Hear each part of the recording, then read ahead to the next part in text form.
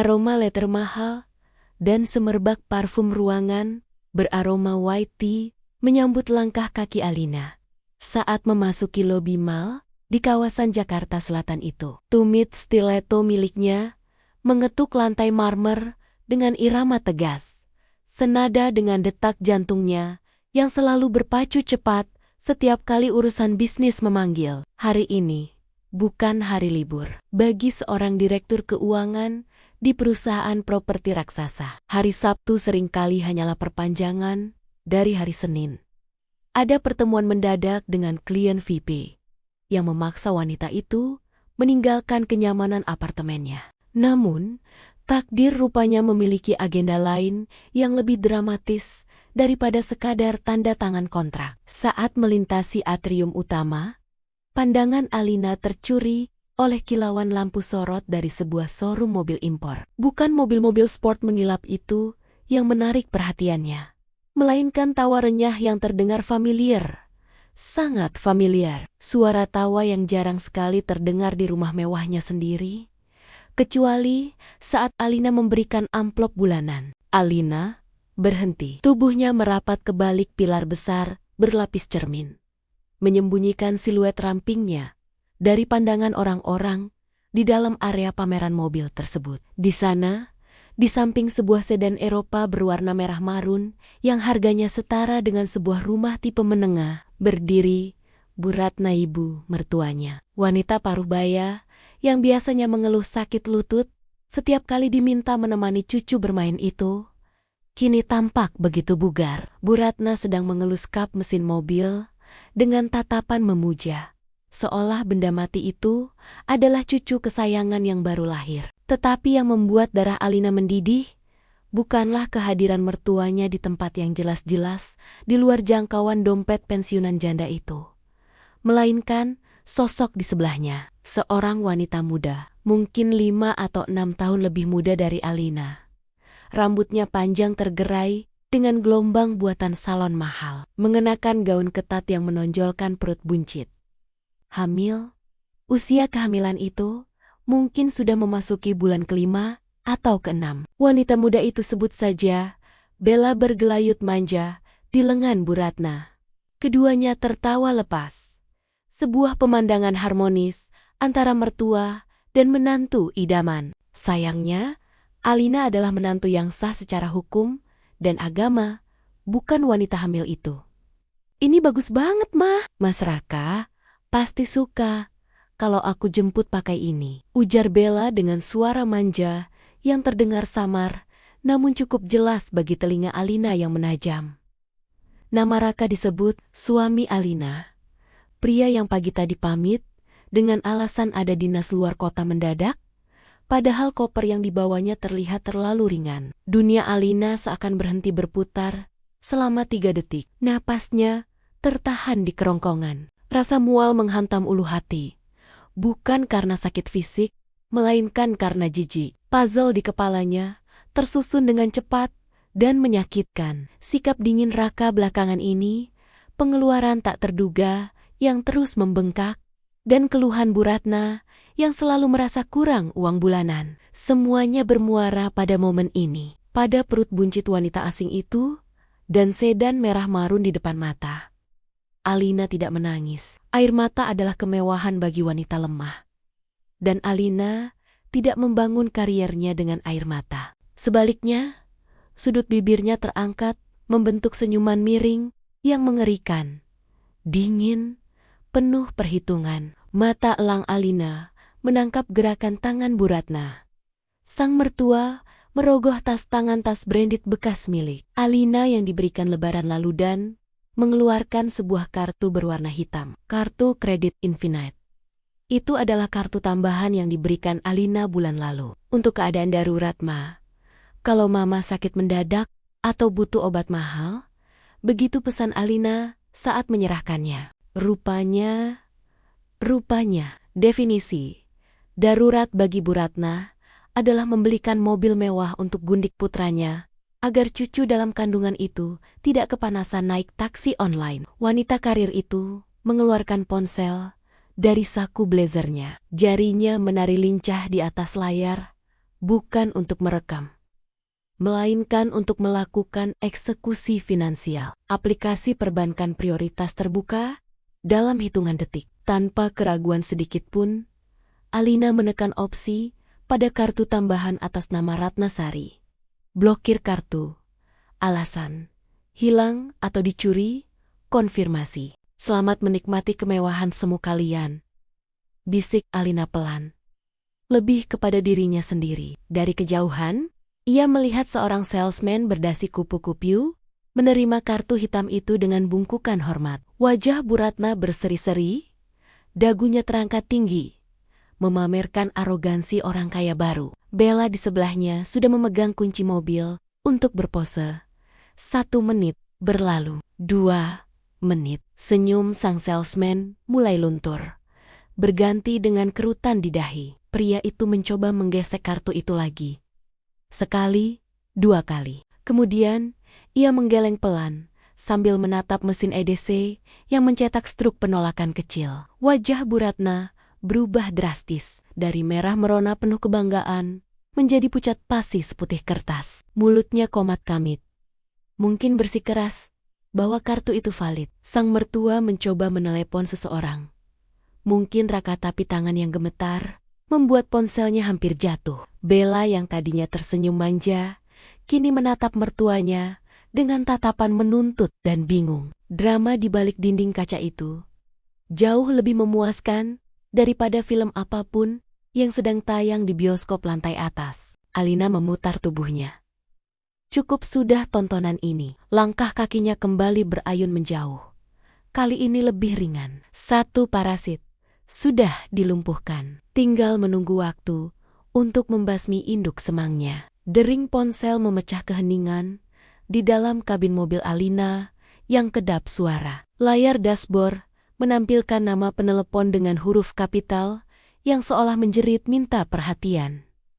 Ibu mertua, Alina baru saja keluar dari area parkir mal, melaju santai membelah kemacetan Jakarta. Tangan kirinya memegang setir dengan santai, sementara tangan kanannya meraih segelas iced americano yang baru dibelinya. Ia membiarkan panggilan itu berdering 3 kali sebelum menekan tombol terima di setir kemudi. Suara itu langsung memenuhi seluruh penjuru mobil melalui speaker premium. Alina, apa yang kamu lakukan? Hah, teriakan itu begitu keras hingga membuat telinga berdenging meski tanpa menempelkan ponsel. Suara Bu Ratna terdengar pecah, campuran antara panik, malu, dan amarah yang meledak-ledak. Alina menyesap kopinya perlahan, membiarkan rasa pahit dan dingin membasuh tenggorokannya sebelum menjawab dengan nada datar, seolah sedang berbicara dengan telemarketer yang mengganggu. Siang, Ma. Ada apa? Teriak-teriak, aku sedang menyetir. Jangan pura-pura bodoh, hardik Bu Ratna. Napas wanita tua itu terdengar memburu di seberang sana, seperti banteng yang siap menyeruduk. Kartu kredit Mama ditolak. Orang dealer bilang, kartunya diblokir. Kamu sengaja ya? Mau bikin Mama malu di depan umum? Di depan banyak orang. Sudut bibir Alina kembali terangkat. Bayangan wajah merah padam mertuanya di showroom tadi kembali menari di pelupuk mata. Oh, soal itu, jawab Alina santai. Matanya tetap fokus ke jalanan, namun pikirannya tajam menyusun kalimat mematikan. Aku dapat notifikasi dari bank. Ada transaksi mencurigakan di showroom mobil mewah. Nominalnya besar sekali, Ma. Puluhan juta untuk uang muka. Karena kartu itu peruntukannya hanya untuk obat dan rumah sakit, aku pikir kartunya dicuri orang atau dihack. Jadi, demi keamanan Mama, aku blokir permanen saat itu juga. Hening sejenak. Alasan itu begitu logis, begitu masuk akal, dan sekaligus begitu menghina. Alina secara halus mengingatkan mertuanya tentang posisinya. Penerima sedekah, bukan pemilik harta. Kamu... Suara Bu Ratna bergetar. Kali ini nadanya lebih rendah, namun penuh racun. Kamu pasti tahu itu, Mama. Mama butuh mobil itu. Mobil Mama yang lama sudah butut, sering mogok. Kamu sebagai menantu kaya raya, pelitnya minta ampun. Uangmu nggak akan habis Cuma buat belikan mertua satu mobil. Mobil lama mama baru berumur 2 tahun. Dan itu juga aku yang belikan. Potong Alina dingin. Dan setahuku, mama nggak bisa nyetir. Buat apa mobil sport 2 pintu? Buat teman mama yang sedang hamil itu, bom itu dijatuhkan. Suasana di ujung telepon membeku seketika. Hening yang mencekam menggantikan amarah yang tadi berapi-api. Hanya terdengar suara napas tertahan. Bu Ratna pasti sedang menoleh ke arah Bella, menyadari bahwa rahasia busuk mereka sudah tercium. Namun, alih-alih merasa bersalah atau ketakutan, rasa malu yang terlanjur terekspos membuat Bu Ratna menjadi defensif secara brutal. Pertahanan terbaik adalah menyerang. Begitu pikir wanita tua itu. Dasar wanita Lang, maki-makian itu meluncur deras, kasar, dan tak bermoral. Kamu pikir karena kamu punya uang, kamu bisa injak-injak harga diri kami? Kamu itu istri nggak becus, sibuk kerja, nggak pernah urus suami. Pantesan Raka cari hiburan di luar. Kamu itu mandul, nggak bisa kasih cucu. Wajar kalau Raka butuh wanita lain yang lebih sempurna. Kata-kata itu tajam. Dirancang khusus untuk melukai titik terlemah seorang wanita. Mandul, istri tak becus. Biasanya, kalimat seperti itu akan membuat Alina di masa lalu menangis di pojok kamar. Tapi Alina yang sekarang Alina, yang baru saja melihat suaminya mengkhianati pernikahan 10 tahun demi seorang wanita muda merasakan sesuatu yang lain. Bukan sedih, melainkan geli. Tawa itu meledak. Awalnya pelan, lalu semakin keras. Alina tertawa lepas. Tawa yang terdengar mengerikan di telinga Bu Ratna. Tawa seorang penguasa yang melihat badut istana mencoba melakukan kudeta dengan pedang kayu. Kenapa kamu ketawa? Gila kamu ya? Jerit Bu Ratna. Suaranya mulai terdengar ketakutan. Alina menghentikan tawanya perlahan, menyisakan desisan dingin yang lebih tajam dari silet. Aku tertawa karena mama lucu sekali. Mama bilang, aku Lang. Coba mama lihat ke samping mama. Wanita yang hamil dengan suami orang, yang minta dibelikan mobil pakai uang istri sah suaminya. Itu sebutannya apa, Ma? Malaikat? Tidak ada jawaban. Hanya suara kresek-kresek. Mungkin Bu Ratna sedang menjauhkan ponsel agar Bella tidak mendengar. Dengar baik-baik, Ma. Lanjut Alina. Suaranya turun 1 oktav. Tenang namun mengintimidasi. Selama ini aku diam bukan karena bodoh. Aku diam karena aku memberi kesempatan. Tapi hari ini, Mama dan anak kesayangan Mama itu sudah melewati batas. Mobil itu batal. Kartu itu hangus. Dan bilang sama Raka, nikmati sisa saldo di rekeningnya. Karena mulai detik ini, keran uangku tertutup rapat. Alina, tunggu. Jangan kurang ajar kamu. Alina. Klik. Alina mematikan sambungan telepon. Jarinya langsung bergerak ke pengaturan kontak blok kontak. Mobil mewah itu terus melaju, menembus jalan tol yang lengang. Di dalam sana, tidak ada air mata yang tumpah. Hati Alina memang patah. Hancur, berkeping-keping melihat kenyataan pahit rumah tangganya. Namun, di atas puing-puing kehancuran itu, sebuah tekad baja telah berdiri kokoh. Perang telah dideklarasikan. Dan Alina tidak berniat untuk kalah. Oke, Raka, mari kita lihat seberapa jantan kamu tanpa kartu kreditku. Gumamnya sambil menginjak pedal gas lebih dalam, meninggalkan masa lalunya di kaca spion. Jam dinding digital di ruang tengah yang luas itu menunjukkan pukul 9 malam lewat sedikit. Lampu kristal gantung sengaja diredupkan, menciptakan atmosfer temaram yang mewah namun dingin. Alina duduk di sofa, kulit import buatan Italia, kakinya bersilang anggun. Di tangannya bukan segelas wine, seperti di film-film drama, melainkan sebuah tablet yang menampilkan grafik saham perusahaannya. Wajah wanita itu tenang, datar, tanpa ekspresi. Seperti permukaan danau yang menyimpan monster di dasarnya. Suara deru mesin mobil terdengar memasuki garasi. Bukan mobil sport yang biasa dipakai Raka untuk pamer, melainkan sedan operasional kantor yang bensinnya dibayarkan oleh perusahaan keluarga Alina. pintu utama terbuka. Langkah kaki berat terdengar menyeret masuk. Raka muncul. Pria itu melonggarkan dasinya dengan gerakan kasar. Wajahnya ditekuk, memancarkan aura kelelahan yang dibuat-buat. Kemeja putihnya sedikit kusut bukan karena kerja keras di kantor, melainkan sisa pelukan perpisahan dengan Bella yang pasti merajuk seharian karena mobil impiannya gagal terbeli. "Kamu di rumah?" tegur Raka dengan nada sedikit terkejut. Namun segera diubah menjadi nada ketus. Pria itu melempar tas kerjanya ke sofa kosong. "Aku kira kamu masih sibuk cari uang sampai lupa jalan pulang." Alina tidak menoleh. Matanya tetap terpaku pada layar tablet. "Seseorang harus bekerja keras di rumah ini. Raka, kalau kita berdua cuma tahu cara menghabiskan uang, rumah ini sudah disita bank sejak lama." Sindiran itu tajam. Namun Raka tampaknya terlalu bebalatau, terlalu panik untuk menyadarinya. Pria itu berjalan menuju ke satu minibar. Ke satu? Menuang air putih dengan tangan yang sedikit gemetar. Jelas sekali, Raka sedang menyusun skenario di kepalanya. Skenario untuk membela ibunya tanpa membongkar aibnya sendiri. "Mama meneleponku tadi sore."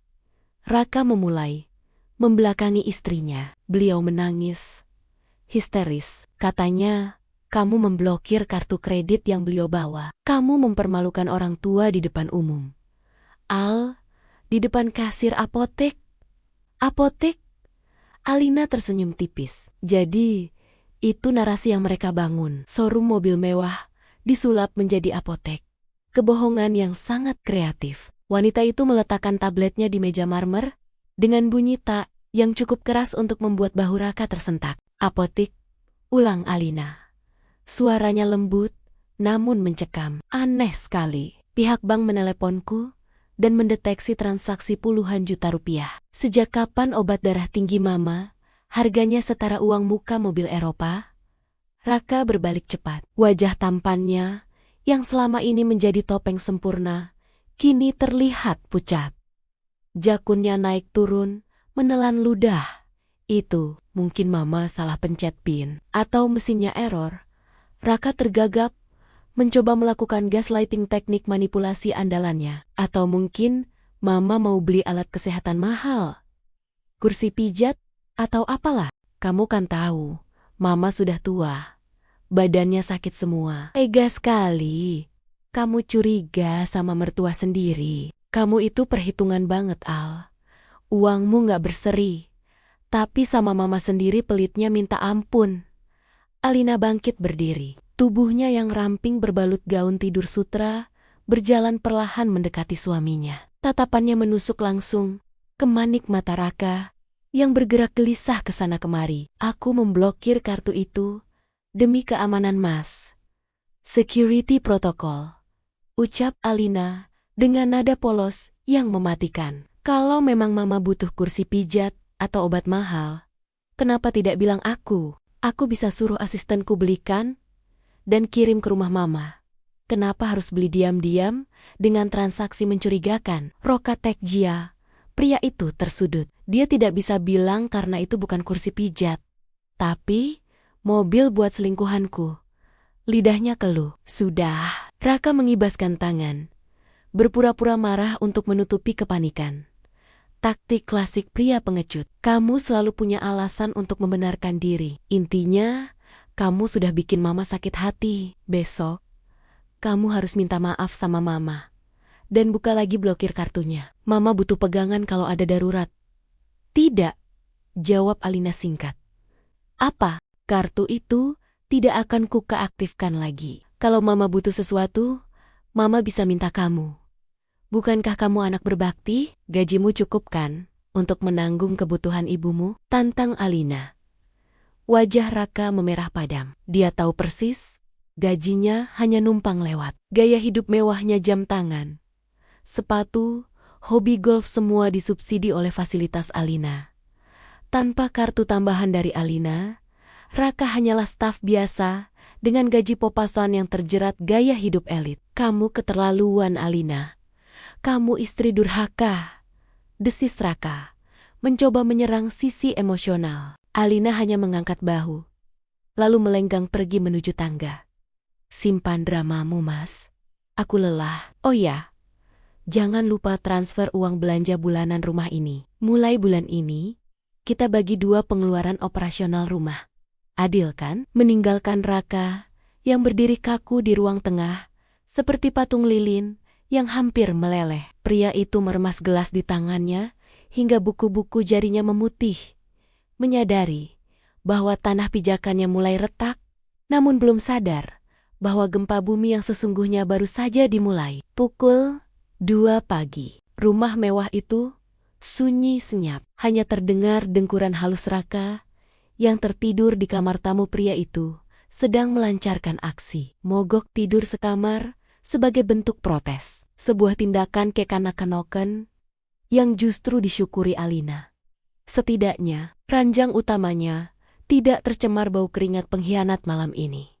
Namun Alina tidak tidur. Di ruang kerjanya yang terkunci rapat dengan sistem sidik jari, wanita itu duduk di balik meja mahoni besar. Ruangan itu hanya diterangi lampu meja belajar, menyoroti tumpukan dokumen yang berserakan. Bukan dokumen perusahaan, melainkan neraca kehidupan rumah tangganya yang selama ini ia abaikan. Alina bukan wanita bodoh, insting bisnisnya sangat tajam.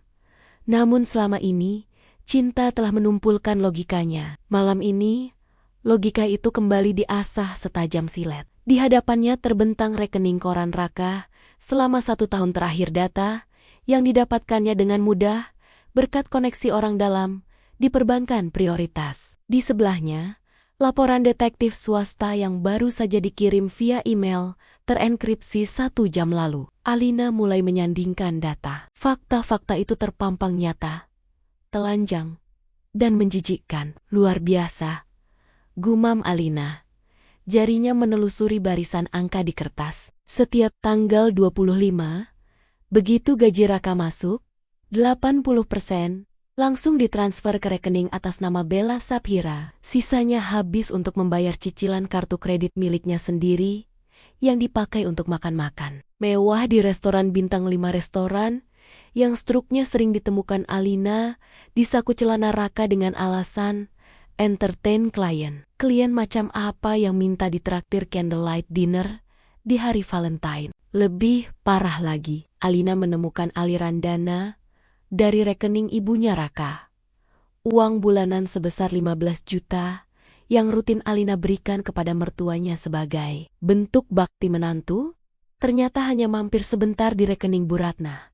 Dalam hitungan jam, uang itu berpindah ke rekening yang sama, Bella. Jadi selama ini, Alina membiayai perselingkuhan suaminya sendiri. Alina yang bekerja keras, lembur sampai malam, menghadapi tekanan pemegang saham, sementara uangnya dipakai untuk membeli lingerie, skincare mahal, dan sewa apartemen untuk wanita lain. Wanita itu mengambil sebuah foto hasil jepretan paparazzi sewaan. Foto Raka dan Bella sedang memilih cincin berlian. Tanggal di foto itu bertepatan dengan hari ulang tahun pernikahan Alina dan Raka bulan lalu. Hari di mana Raka bilang ia tidak punya uang untuk membelikan kado karena banyak pengeluaran mendesak. Cincin itu dibeli pakai kartu kredit tambahan yang kupegang, bisik Alina. Menyadari satu transaksi di tagihan bulan lalu yang tertulis sebagai aksesoris. Waktu itu Raka bilang membelikan ibunya kalung kesehatan. Dada Alina terasa sesak, tapi bukan karena sedih. Itu adalah amarah murni yang dipadatkan. Rasa dikhianati yang bertransformasi menjadi bahan bakar. Alina membuka laci meja, mengeluarkan sebuah buku catatan kecil berwarna hitam. Ia mulai menulis daftar aset. Rumah utama Pondok Indah, sertifikat atas nama Alina waris, aman. Apartemen di Kuningan, atas nama Alina, disewakan, aman. Mobil BMW seri 7, atas nama PT Perusahaan Alina, dipakai Raka. Target penarikan, tanah di Bogor, dibeli setelah menikah. Nama bersama.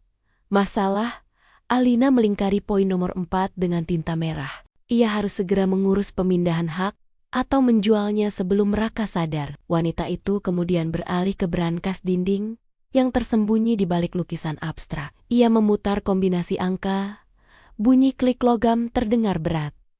Pintu brankas terbuka. Di sana tersimpan perhiasan, logam mulia, dan surat-surat berharga, termasuk BPKB mobil Honda Jazz milik mertuanya yang sebenarnya Alina yang beli tunai. Tapi BPKB-nya masih dipegang Alina karena Bu Ratna teledor. Dengan cekatan, Alina mengosongkan brankas itu. Semua sertifikat, semua emas batangan, semua perhiasan pemberian neneknya, ia masukkan ke dalam koper besi kecil. Raka tahu, kombinasi brankas ini, besok pagi, kode itu akan diganti. Dan isinya akan pindah ke safe deposit box di bank yang tidak diketahui suaminya. Kau ingin bermain api, Raka, gumam Alina, seraya menutup koper itu dengan bunyi ceklek yang final. Akan kupastikan, kau terbakar sampai jadi abu. Malam itu, Alina melakukan audit total. Bukan hanya audit keuangan, tapi audit perasaan. Ia menghapus sisa-sisa rasa sayang, rasa kasihan, dan rasa hormat kepada pria yang sedang mendengkur di kamar sebelah. Saat fajar mulai menyingsing di ufuk timur, Alina sudah selesai. Ia telah memindahkan dana likuid dari rekening bersama ke rekening pribadinya, menyisakan saldo minimum agar tidak mencolok. Ia telah memblokir akses kartu kredit korporat Raka. Ia telah menyiapkan surat kuasa untuk pengacara. Raka bangun pagi nanti masih akan merasa sebagai raja di istana ini. Pria itu tidak akan sadar bahwa semalam sang ratu telah meruntuhkan pilar-pilar penyangga tahtanya. Dan sekarang, Raka hanya berdiri di atas lantai rapuh yang siap jebol kapan saja. Alina menutup laptopnya. Waktunya mandi, memakai riasan terbaik, dan memulai pertunjukan babak baru. Pertunjukan di mana ia bukan lagi penonton, melainkan sutradara yang kejam. Siang itu, matahari Jakarta bersinar terik, seolah ingin membakar aspal ibu kota. Namun, di dalam kediaman mewah Alina di kawasan Pondok Indah, pendingin ruangan sentral menjaga suhu tetap di angka 18 derajat Celcius dingin, kering, dan sunyi. Alina sengaja mengambil cuti setengah hari. Firasatnya mengatakan bahwa badai akan segera datang mengetuk pintu. Dan, benar saja, pukul 2 siang, interkom di ruang tengah berbunyi nyaring. Di layar monitor keamanan, terlihat sebuah taksi berhenti di depan gerbang tinggi, berwarna hitam matte. Dua sosok wanita turun. Satu tertiti-titi dengan wajah garang Bu Ratna, dan satu lagi berjalan dengan dagu, diangkat tinggi sambil memegangi perut buncitnya Bella. Big Inah, asisten rumah tangga senior yang sudah bekerja dengan Alina sejak sebelum menikah, berlari kecil menghampiri majikannya dengan wajah pucat. Ada Ibu Ratna di depan, tapi beliau bawa tamu. Satpam di pos depan bilang mereka maksa masuk. Teriak-teriak sampai tetangga nengok. Alina meletakkan cangkir teh porselennya dengan tenang. Tidak ada kepanikan di wajah cantiknya, hanya ada sorot mata tajam seorang jenderal yang siap menyambut musuh di medan perang buatannya sendiri. Biarkan mereka masuk, Big. Buka gerbangnya. Suruh mereka tunggu di ruang tamu depan. Jangan di ruang keluarga. Alina tidak langsung turun. Wanita itu mematut diri di depan cermin besar kamarnya. Ia mengenakan gaun rumah berbahan sutra merah marun yang elegan, memulaskan lipstik berwarna senada, lalu menyemprotkan parfum Jo Malone, favoritnya. Penampilan adalah senjata.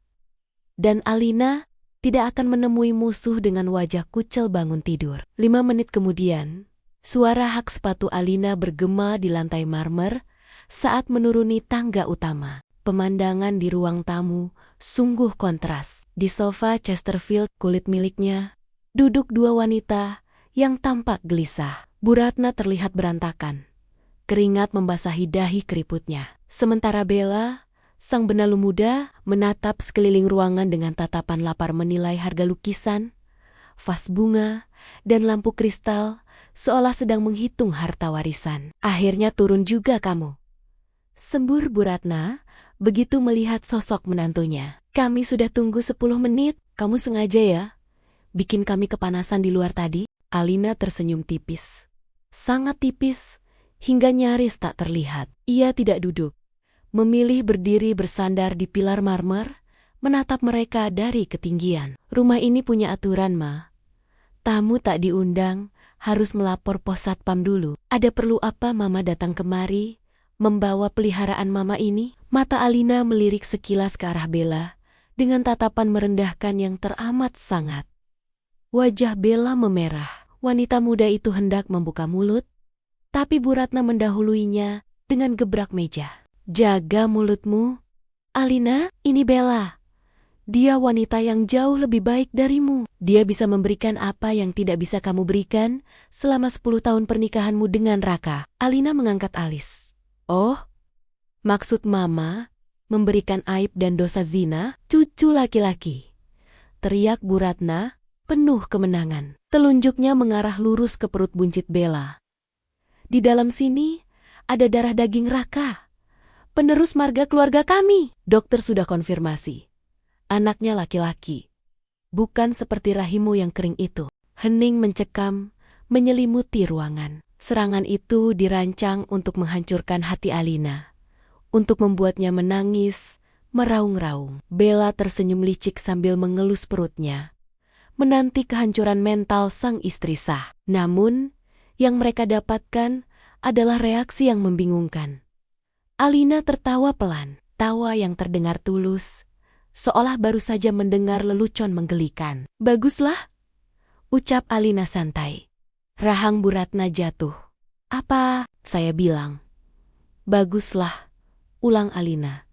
Ia berjalan mendekat, menatap Bella tepat di mata. Kalau begitu, Raka tidak punya alasan lagi untuk menumpang hidup padaku. Seorang ayah yang hebat, yang punya penerus marga agung, pasti mampu membiayai anak dan istrinya sendiri, bukan? Wajah Bella berubah pias. Skenario di kepalanya tidak berjalan seperti ini. Seharusnya Alina menangis. Lalu Bu Ratna akan memaksa Alina menerima Bella sebagai istri kedua. Dan mereka bisa menikmati harta Alina bersami Soma dengan alasan demi anak. Kamu jangan sombong. Bu Ratna tergagap. Harta Raka kan hartamu juga. Kamu wajib biayai cucuku. Maaf, Ma. Koreksi sedikit. Potong Alina dingin. Harta Raka adalah nol. Semua yang kalian lihat, rumah ini, mobil yang Raka pakai, kartu kredit yang Mama gesek, bahkan baju yang Raka pakai kerja, semuanya dibeli pakai uangku, warisan ayahku, dan hasil keringatku. Alina melangkah mundur. Kembali ke tangga. Karena Mama sudah bawa kabar gembira ini, aku juga punya hadiah. Mulai detik ini, aku memerdekakan Raka. Silakan ambil Raka, beserta seluruh tanggung jawab finansialnya. Aku tidak sudi membiayai anak hasil perselingkuhan. Tunggu. Kamu nggak bisa gitu, Raka. Suamimu, jerit Bella. Suaranya cempreng memekakan telinga. Topeng kalemnya runtuh seketika karena panik membayangkan hidup miskin. Bi Ina, panggil Alina tegas tanpa menoleh lagi. Tamu kita sudah selesai. Panggil Pak Satpam. Kalau mereka tidak mau keluar dalam 2 menit, seret keluar. Kalau perlu panggil polisi atas tuduhan perbuatan tidak menyenangkan. 2 satpam berbadan tegap muncul di pintu utama. Bu Ratna dan Bella saling pandang dengan horor. Mimpi mereka untuk menguasai istana itu hancur. Bahkan sebelum dimulai. Dengan langkah berat dan sumpah serapah yang berhamburan, mereka digiring keluar seperti sampah yang harus dibuang. Alina melihat dari jendela lantai 2 saat taksi itu pergi. Tidak ada rasa sakit lagi. Yang ada hanya rasa lega luar biasa. Benalu itu telah mencabut dirinya sendiri dari inangnya. Pukul 5 sore di kawasan SCBD. Langit mulai jingga, memantul indah di dinding kaca gedung pencakar langit. Namun keindahan itu tidak bisa dinikmati oleh Raka Prasetya. Pria itu berdiri kaku di depan kasir restoran Jepang Henan, tempat ia baru saja menjamu 2 klien potensial. Keringat dingin sebesar biji jagung mengalir di pelipisnya. Di belakangnya, 2 klien itu sedang menunggu sambil mengobrol santai. Tidak menyadari bencana yang sedang melanda sang tuan rumah. Maaf, Pak, ucap kasir dengan senyum canggung, sambil menyodorkan kembali kartu kredit. Platinum Korporat, milik Raka. Kartunya decline. Keterangannya pick up card atau diblokir oleh penerbit. Coba lagi. Mesin kamu yang rusak itu, bentak Raka. Panik, tangannya gemetar saat merogoh dompet, mengeluarkan kartu kredit pribadi tambahan dari rekening Alina. Dicoba yang ini, Mbak. Hening sejenak. Bunyi bip-bip dari mesin EDC terdengar seperti hitungan mundur bom waktu di telinga Raka. Maaf, Pak. Yang ini juga declined.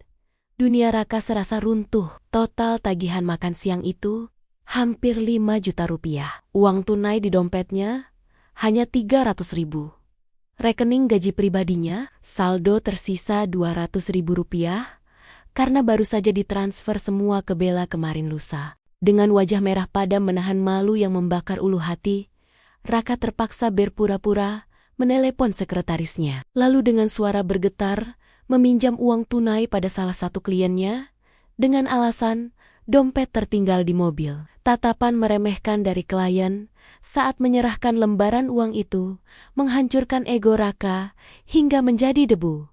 Tapi mimpi buruk itu baru permulaan. Pukul 6 sore, Raka berjalan gontai menuju area parkir VIP gedung kantornya. Ia butuh pulang. Ia butuh marah pada Alina berani-beraninya wanita itu memblokir kartunya saat ia sedang bekerja. Namun, di slot parkir khusus direksi tempat BMW seri 5 miliknya biasa bertengger, kini kosong melompong. Raka mengerjap. Ia yakin memarkir mobil di sana tadi pagi. Pak Raka, seorang petugas keamanan kantor, menghampiri dengan wajah sungkan. Maaf Pak, tadi siang mobil Bapak diambil oleh tim aset perusahaan pusat. Katanya, ada instruksi penarikan fasilitas direksi dari Ibu Alina selaku komisaris utama. Lutut Raka lemas. Ia lupa bahwa mobil itu, seperti halnya jabatannya, adalah pemberian keluarga istrinya. Tanpa mobil, Raka terpaksa memesan ojek online. Pemandangan seorang manajer mengenakan setelan jas Italia mahal duduk di bonceng motor bebek di tengah macetnya jam pulang kantor Jakarta menjadi tontonan ironis yang menyedihkan. Pukul 7 malam, Raka tiba di depan gerbang rumah mewahnya. Ia turun dari ojek dengan rambut akake koken, terkena angin dan debu. Ia menempelkan kartu akses di panel gerbang. Akses ditolak, ia mencoba memasukkan kode PIN manual. PIN salah. Pak Ujang, teriak Raka memanggil satpam rumah. Ujang keluar dari pos, tapi tidak membukakan gerbang. Pria parubaya itu hanya berdiri di balik jeruji besi dengan wajah datar. Maaf, Den Raka. Nyonya Alina memberi perintah tegas. Aden dilarang masuk.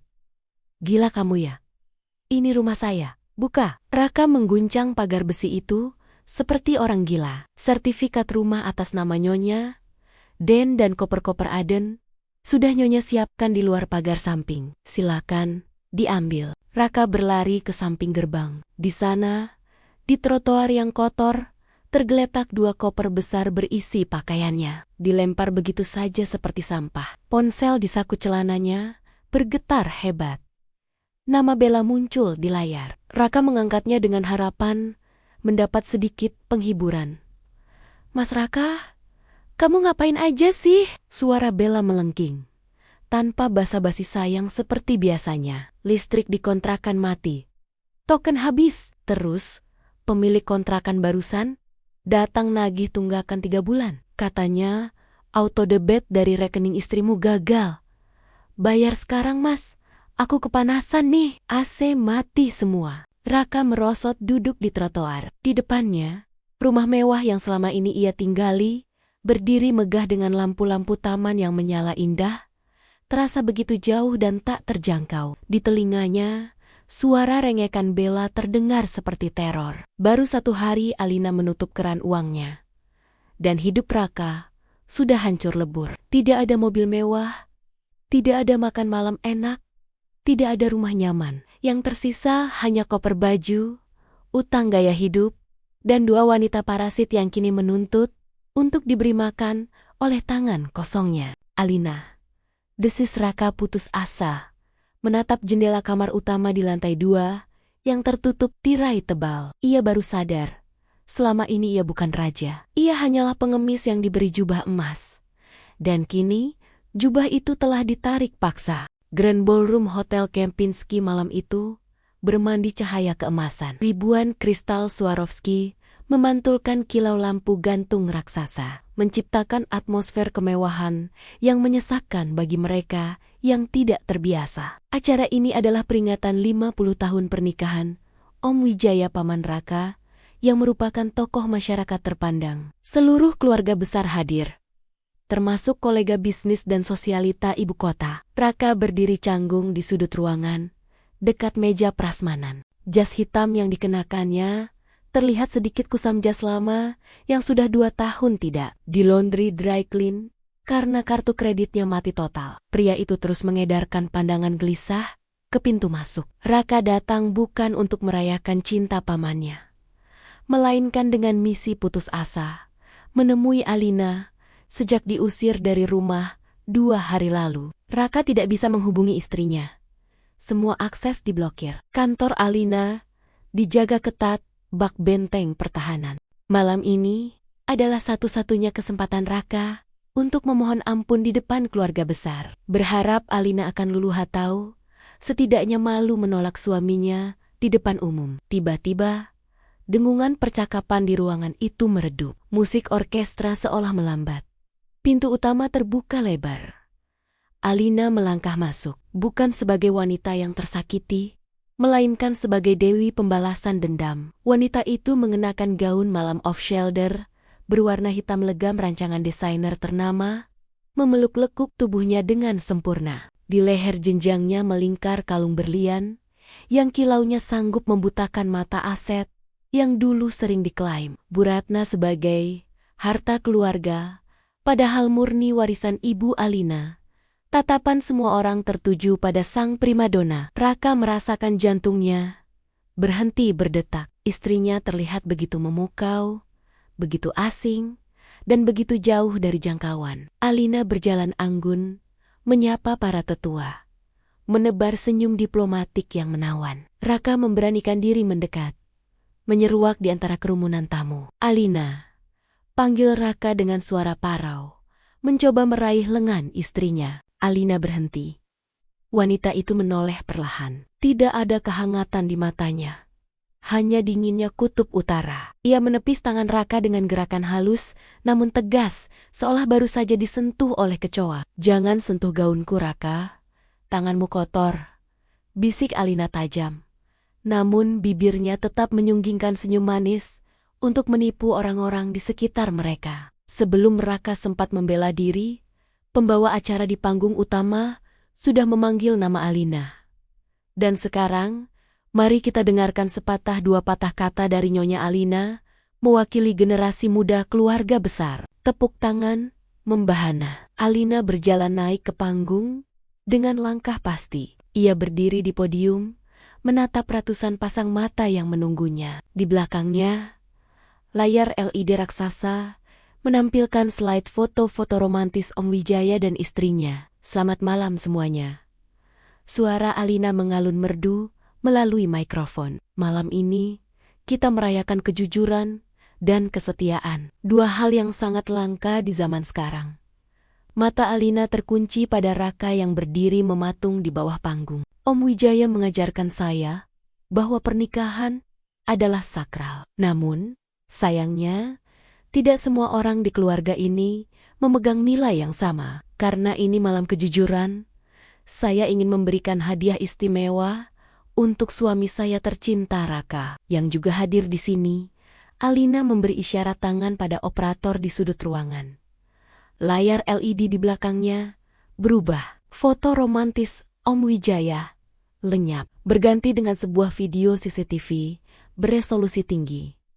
Video itu menampilkan kejadian di showroom mobil. Wajah Bu Ratna yang sedang memaki kasir terlihat jelas. Lalu kamera berpindah ke sudut lain, memperlihatkan Raka yang sedang memeluk mesra Bella di sebuah restoran mewah.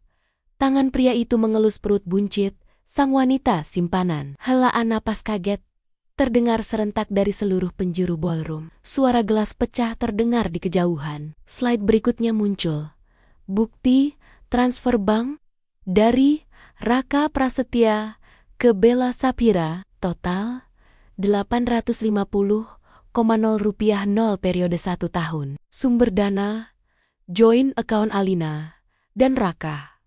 Seperti yang kalian lihat, lanjut Alina dengan nada tenang yang mengerikan, mengabaikan bisik-bisik panik para tamu. Suami saya, Raka, telah berbaik hati mendonasikan uang rumah tangga kami untuk membiayai wanita lain yang kini sedang mengandung anaknya.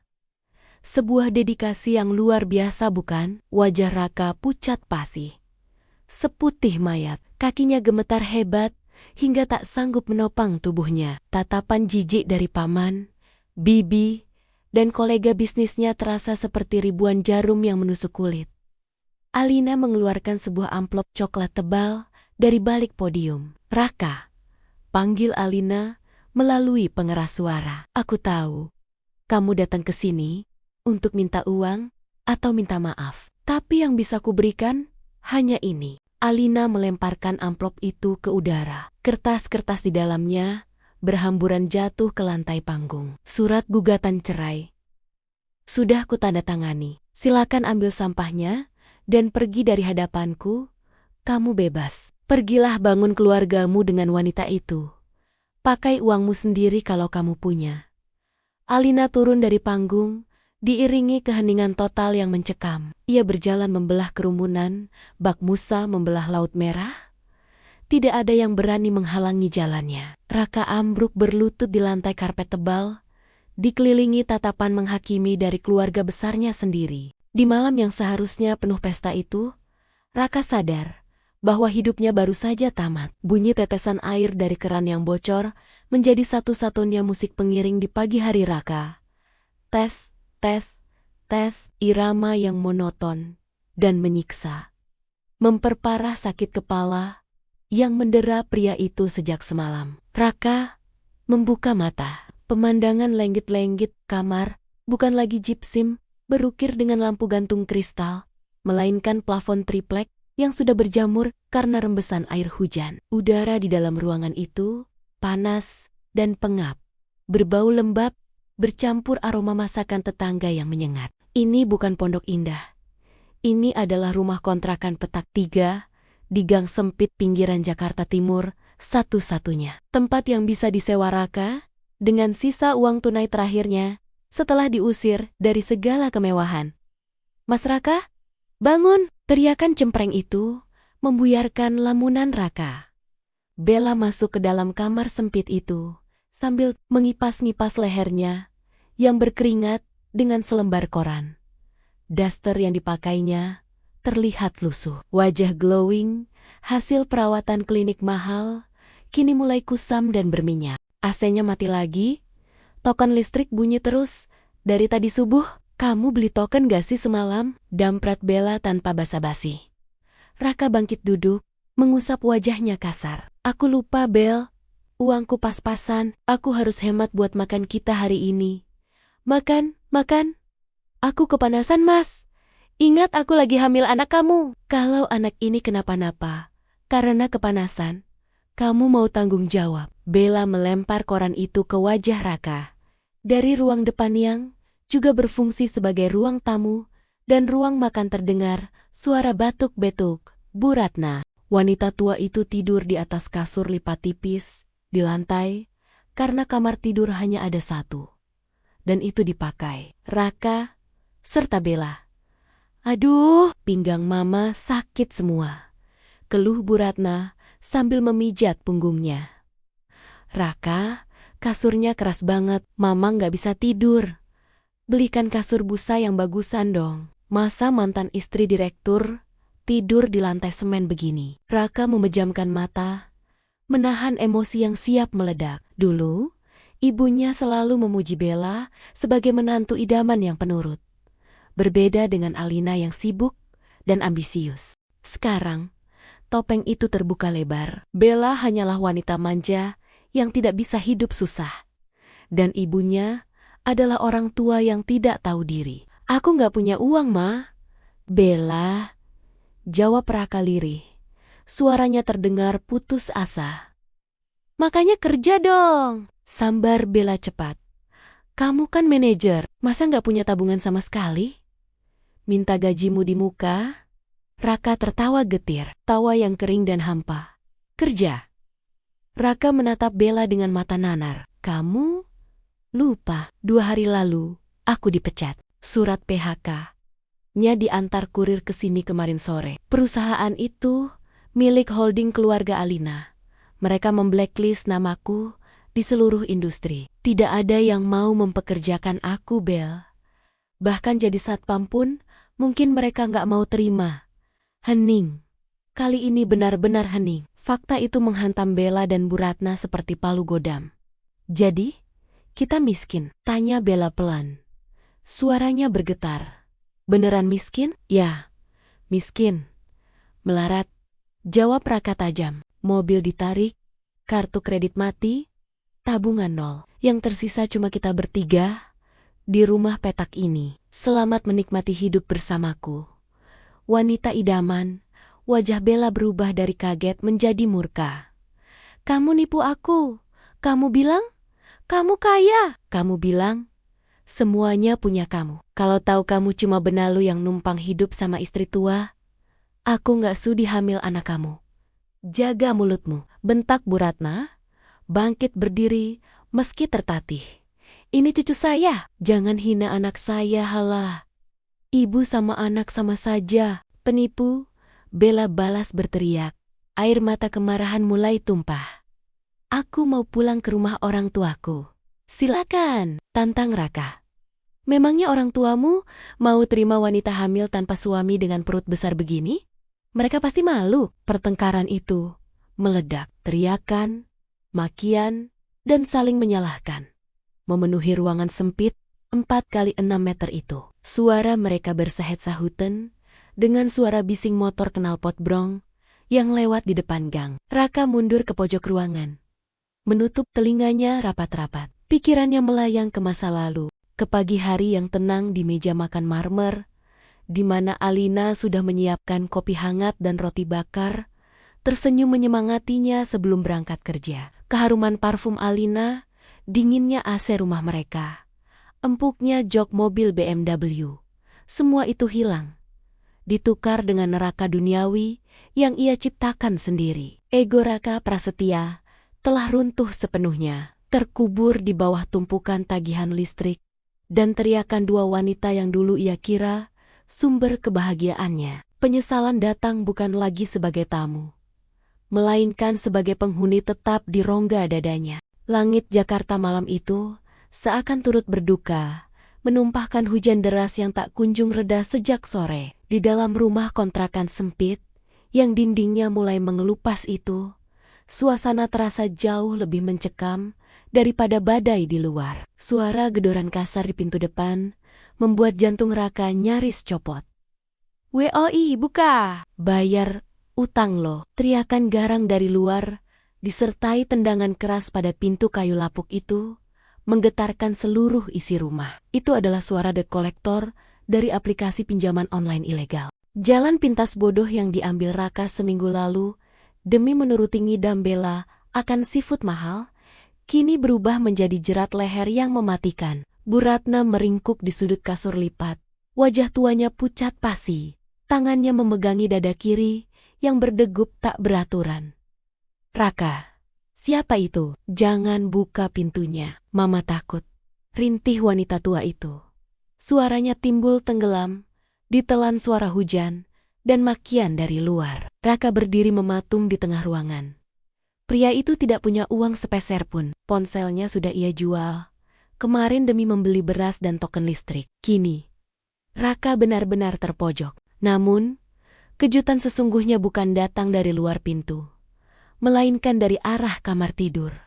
Pintu kamar terbuka kasar. Bella keluar dengan menyeret koper besar. Wanita itu sudah berpakaian rapi, wajahnya dipoles make up tebal, kontras dengan keadaan rumah yang suram. Tidak ada lagi daster lusuh. Bella terlihat siap pergi berpesta. "Kamu mau kemana, Bel?" tanya Raka bingung, mengabaikan gedoran di pintu depan yang semakin beringas. Bella tidak menjawab. Wanita itu melangkah cepat menuju pintu belakang, menghindari pintu depan yang sedang digempur penagih utang. "Bella," jawab aku, di luar hujan deras. "Kamu lagi hamil." Raka mencoba menahan lengan wanita itu. Bella menepis tangan Raka dengan kasar. Tatapannya penuh kebencian dan kejijikan. "Lepas, gue mau pergi. Gue udah muak hidup melarat sama lo. Gue kira lo tajir melintir. Taunya cuma benalu yang numpang hidup sama bini tua lo itu," sembur Bella. Bahasanya berubah total. Tak ada lagi kelembutan palsu. "Tapi anak kita." Raka menunjuk perut buncit Bella dengan tangan gemetar. Tawa Bella meledak. Tawa yang terdengar jahat dan menyakitkan di telinga Raka maupun Bu Ratna yang mendengarnya. "Anak kita? Hahaha." Bella tertawa sampai memegangi perutnya. "Lo pede banget, Mas. Lo lupa, kita baru main intens berapa bulan. Usia kandungan gue udah jalan 6 bulan, Mas. Hitung aja sendiri pakai otak lo yang pas-pasan itu." Dunia Raka berhenti berputar. Bu Ratna yang mendengar itu memekik tertahan. "Apa? Jadi, itu bukan cucu saya? Itu bukan penerus marga prasetya? Bukan," bentak Bella kejam. "Ini anak mantan pacar gue yang tajir, dan dia barusan jemput gue di gang belakang. Dia mau tanggung jawab asal gue ninggalin suami miskin kayak lo. Jadi, bye Raka, bye mertua bawel, nikmati hidup gembel kalian." Tanpa menoleh lagi, Bella menendang pintu belakang hingga terbuka, lalu berlari menembus hujan menuju sebuah mobil SUV hitam yang sudah menunggu di ujung gang gelap. Raka terpaku, kakinya seolah dipaku ke lantai semen yang dingin. Kenyataan itu menghantamnya lebih keras daripada pukulan fisik. Dia telah mengkhianati Alina, istri yang sempurna, demi seorang wanita yang bahkan tidak mengandung anaknya. Dia membuang berlian demi memungut pecahan kaca yang kini melukainya hingga berdarah-darah. "Dasar wanita iblis! Kembalikan harapan saya!" Teriakan histeris Bu Ratna memecah kesunyian sesaat setelah kepergian Bella. Wanita tua itu mencoba bangkit mengejar, namun tubuh rentanya tidak sanggup menanggung beban syok yang terlalu berat. Tiba-tiba, tubuh Bu Ratna menegang, matanya melotot, mulutnya miring ke satu sisi. Tangan kanannya mencengkeram dada kiri dengan kuat, sebelum akhirnya terkulai lemas. Bruk, tubuh Bu Ratna ambruk ke lantai keras. Kejang sesaat, lalu diam tak bergerak. "Mama!"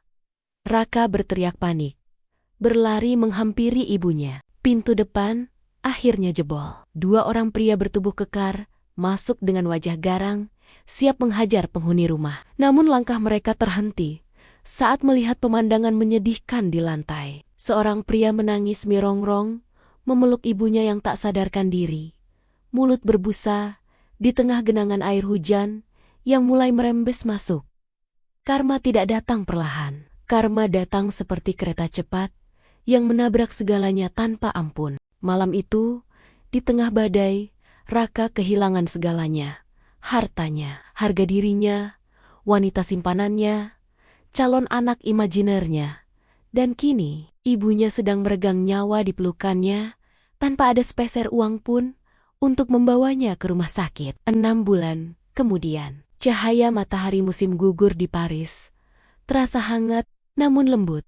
Eme enerobos, sela-sela dedaunan pohon chestnut yang mulai menguning di sepanjang Boulevard Saint-Germain. Di salah satu meja bundar kecil di bagian luar cafe The Floor, Alina duduk menikmati krusan hangat dan secangkir cafe au lait. Wanita itu tampak berbeda. Bukan lagi Alina yang kaku dengan setelan blazer kantor dan wajah tegang memikirkan target perusahaan. Alina yang sekarang mengenakan trench coat krem yang modis, rambutnya dipotong bob pendek, memberikan kesan segar dan awet muda. Tidak ada gurat lelah di wajahnya. Hanya ada ketenangan yang terpancar dari sorot matanya. Ponsel di atas meja bergetar pelan. Sebuah pesan masuk dari pengacara kepercayaannya di Jakarta. "Selamat siang, Bu Alina. Akta cerai resmi sudah keluar hari ini. Pengadilan memenangkan seluruh gugatan Ibu. Harta Gonogini sepenuhnya aman. Rumah Pondok Indah sudah terjual dengan harga di atas pasar. Dana sudah masuk ke rekening ibu di Zurich. Alina tersenyum. Senyum yang benar-benar lepas. Tidak ada rasa dendam. Tidak ada rasa sakit. Rasanya seperti baru saja meletakkan ransel berisi batu seberat 100 kilogram yang selama ini ia gendong sendirian. Tiba-tiba, sebuah pesan lain masuk dari nomor tak dikenal. Namun Alina tahu persis siapa pengirimnya dari gaya bahasanya yang menyedihkan. Al, tolong aku. Mama meninggal seminggu lalu. Setelah koma berbulan-bulan, di bangsal kelas ketiga, aku nggak punya uang buat pemakaman yang layak. Bella kabur bawa sisa barang berharga. Aku sekarang kerja serabutan jadi tukang cuci piring. Tolong Al, sekali ini saja. Demi masa lalu kita, jari lentik Alina menyentuh layar ponsel. Sejenak, memori masa lalu berkelebat. Ingatan saat Raka melamarnya. Ingatan saat mereka berjanji sehidup semati. Namun, ingatan itu segera tertutup oleh bayangan Raka yang memeluk wanita lain dan makian Bu Ratna yang menyebutnya wanita jalang. Rasa kasihan itu ada, tapi rasa hormat pada diri sendiri jauh lebih besar. Alina sadar, memberikan bantuan pada Raka sama saja dengan memberi makan buaya yang pernah menggigit tangannya. Raka harus belajar berdiri di atas kakinya sendiri, atau hancur karena pilihannya sendiri. Itu bukan lagi tanggung jawab Alina. Tanpa membalas satu huruf pun, Alina menekan tombol delete, lalu memblokir nomor tersebut. Selesai, Alina mengangkat cangkirnya, menyesap kopi yang terasa begitu nikmat. Ia melihat ke seberang jalan. Seorang pelukis jalanan sedang menyelesaikan sketsa menara Eiffel. Burung-burung merpati beterbangan rendah. Dunia begitu luas, begitu indah, dan penuh dengan kemungkinan baru. Seorang pria asing berparas tampan, mengenakan syal abu-abu, tak sengaja menabrak meja Alina saat lewat, membuat buku sketsa miliknya terjatuh. Oh, pardonnez-moi, madame, ucap pria itu dengan aksen Prancis yang kental. Matanya menatap Alina dengan kekaguman yang tak ditutup-tutupi. Alina mengambilkan buku itu dan menyerahkannya sambil tersenyum. Tidak masalah. Pria itu tersenyum balik, lalu memberanikan diri bertanya, boleh saya tahu nama wanita yang punya senyum seindah pagi di Paris ini? Alina terdiam sejenak. Ia bukan lagi Alina si istri yang diselingkuhi. Ia bukan lagi Alina si menantu yang dimanfaatkan. Ia adalah wanita bebas yang memegang kendali penuh atas takdirnya. Alina, jawabnya tegas dan bangga. Hanya Alina. Angin musim gugur berhembus pelan, menerbangkan helai rambutnya. Uang memang bisa dicari, tapi harga diri dan kedamaian hati adalah kemewahan tertinggi yang akhirnya berhasil ia beli kembali dengan harga yang pantas. Hari ini bukan akhir dari sebuah cerita, melainkan halaman pertama dari buku kehidupannya yang sesungguhnya.